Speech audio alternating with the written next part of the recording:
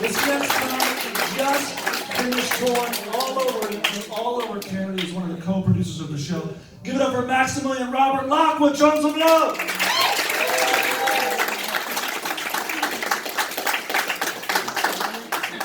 we go for your host, ladies and gentlemen. And all kinds of stuff so far. Hi, how's it going? You guys may remember me from The Door. It's my claim to fame here at Comedy Hideaway. I do want to address the elephant in the room for those who have not seen me before. This is my actual voice. This is what I sound like. It's a weird thing. It's a weird thing. Is what that is. Because when you see me, I have some kind of prototype in mind about what I should sound like. And then I open my mouth and you're like, oh, that makes no sense. That makes no sense at all. Is there like a voice modulator? What's going on right now? Like for me with this, like if I saw you on the phone before the show, you're like, oh my gosh, there's a 6'5" black guy. That's gonna be a Comedy Hideaway tonight, and then you see me and all your hopes and dreams just dashed, you know? Because you guys were like, we're finally gonna see one here in Santa Barbara.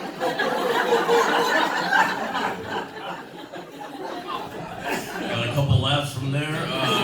Everybody else was looking around, they're like, can we laugh? Can we laugh? No, with this voice and this stature, for me, sometimes I feel like an Oompa Loompa. And the Allstate guy had a baby. Got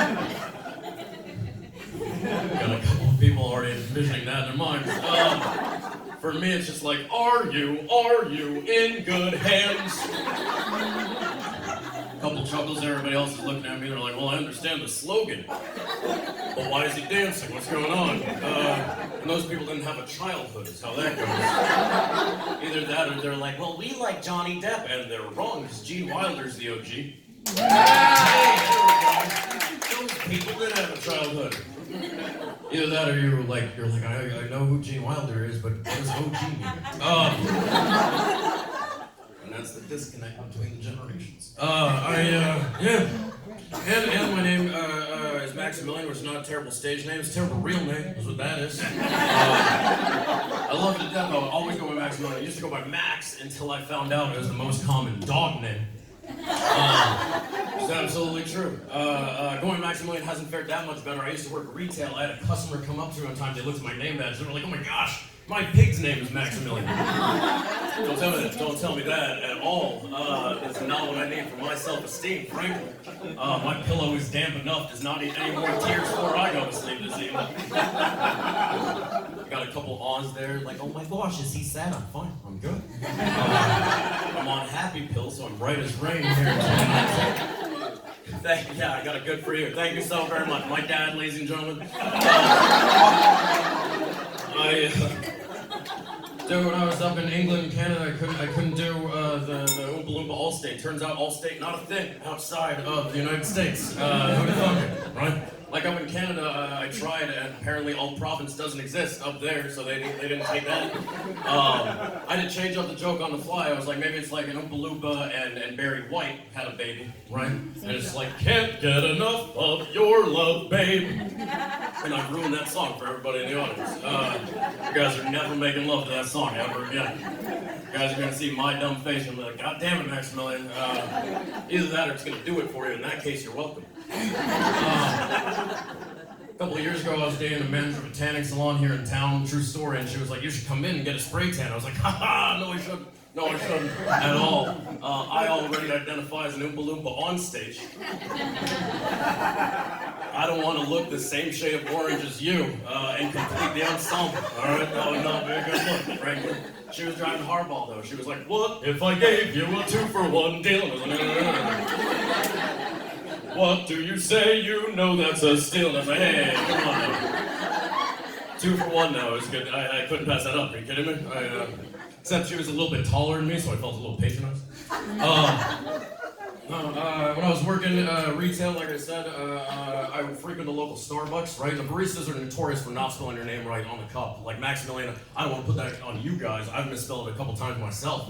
All right? And the baristas, again, notorious for not spelling your name right. So heaven forbid I should do that to them. But I was in there day in, day out, and they knew me on a first name basis. So what the barista took to writing on the cup, true story, was MAX.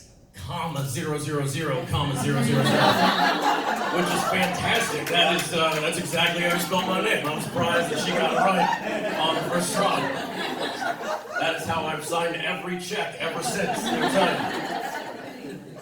I love going Maximilian, I do. I always introduce myself as such. I'm always like, hi, I'm Maximilian. You go, okay, Maximilian, that's not what I fucking said. You know? I didn't say 5 syllables for you to get away with 1, sir. I always introduce myself, especially ladies, as Maximilian. I'm always like, hi, I'm Maximilian. You go, Maximilian, that's such a mouthful. And that's a guarantee. Where do you think I got the deep voice? It's the lower center of gravity, is what that is. No, I'm gonna double down. I'm gonna double down on this. I was on a Tinder date a couple of years ago, hookup, if you will. Potato. Anyways, after said trowel drop, she looks down, her eyes wide, and she looks back up at me and she goes, proud of you. That's a weird thing. To hear when your manhood and vulnerability are all out in the open. I didn't know how to take it. I don't know what you guys would have done. I regressed, personally, all right? The last time I heard proud of you was after a Little League baseball game. I did a double take, I'm not gonna lie. However, after said coitus, there were indeed orange slices and Capri Sun, so that was fantastic. That's exactly the best kind of aftercare you can provide. So, take notes, ladies and gentlemen. What I'm saying is, go for the soccer moms.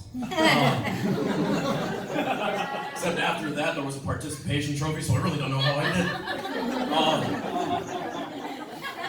did. You guys are not sure how to respond to this. And I'm fine with that. I was at the Women's March a couple months ago, and the keynote speakers got up and they were introducing themselves in the proper 2019 way of doing so, right? Like the keynote speaker got up, she said, hi, my name is so-and-so, my preferred pronouns are she, her, hers.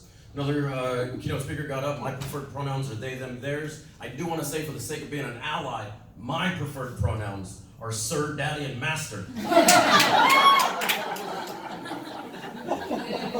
Because it gotta be PC in 2019. I was thinking about paper clips, as you do. Never done a drug in my life, absolutely true. And for some reason, my brain was like, let's go on paper clips, let's do this. I was thinking about paper clips and who came up with a paper clip. I realized the guy who came up with the paper clip must have been like, I need to staple something, but I have a fear of commitment. That's what was fucking hilarious, is what that is. You guys only gave me a half-hearted chuckle right now. As soon as you guys get home and you see a binder clip, you're like, I wonder what Maximilian thinks about this one. Here's a pro tip that my girlfriend passed along to me. Pro tip is that if you're ever out in public and you're feeling particularly oily, all right, what you can do is you can go into a public restroom, use the toilet seat liner as an oil blotter for your face, which is a lot to explain when somebody walks in on you doing just that. That's a hard conversation to have. Speaking from experience, I'm not gonna lie. Like, I'm of the mind that you shouldn't have a conversation in a public restroom whatsoever. Let alone a guy walks in on you, you got ass paper all over your face. It's a bad look, frankly. I was telling this joke on stage one time, and I actually got a comment from a person in the audience. They said, you know who said that originally was Tyra Banks. And I was like, thank you for chiming in. It's interesting though, now whenever I'm out in public and I hear a bunch of crinkling going on in the stall next to me, I'm like, that guy has good hygiene. So there goes. Either that or he has a very good doting girlfriend, or he's a huge fan of Tyra Banks. What else do I want to say, guys? I don't have a father, which is not true. I totally do have a father. He's back in Maryland right now. Thing is, he cashed in his 401k prematurely, which means that I don't have an inheritance to look forward to. So in white people terms, it means I don't have a father. I love that joke so much. I'm so proud of that joke. I ran that by my dad. He hasn't disowned me yet, so it's fine. It's cool. Thing is, jokes are all about relatability, right? Like, if you guys laughed at that joke, congratulations, you're my people. If you didn't laugh at that joke, that was a lesson in white privilege. You guys weren't aware this was going to be a hybrid comedy show / TED Talk, but here we are. Speaking of, what I realized that recently is that the wealth gap that we have in this country is the highest it's been. And the last time that we had wealth inequality like we do now, the guillotine was invented. Now, I'm not saying that we should learn from the past. But maybe I'm saying that, like, I think history repeats itself. You guys didn't go along with that whatsoever. It's dark. It's fine. I'll tell you guys two more things before I get off here. I do a bunch of stupid voices on stage. One of them that I do willingly is my impression of a chicken who is tired of your shit. Please go along with this premise. It's weird for me too. This is a chicken who's tired of your shit. There's a chicken who's tired of your shit.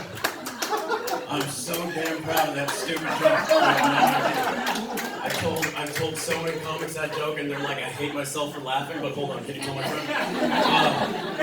It's my dream in comedy for that joke to get back around to me like I'm hearing it for the first time. So please tell your friends. It'll make my career.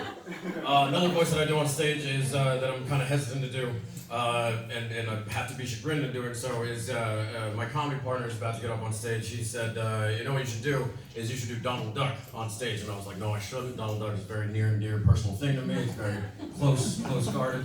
And he was like, you should do Donald Duck getting a blowjob. And I was like, yes, I absolutely should. It's a fantastic idea. So without further ado, with apologies to all your childhoods, this is Donald Duck getting a blowjob. No, baby. Oh, my God. Oh.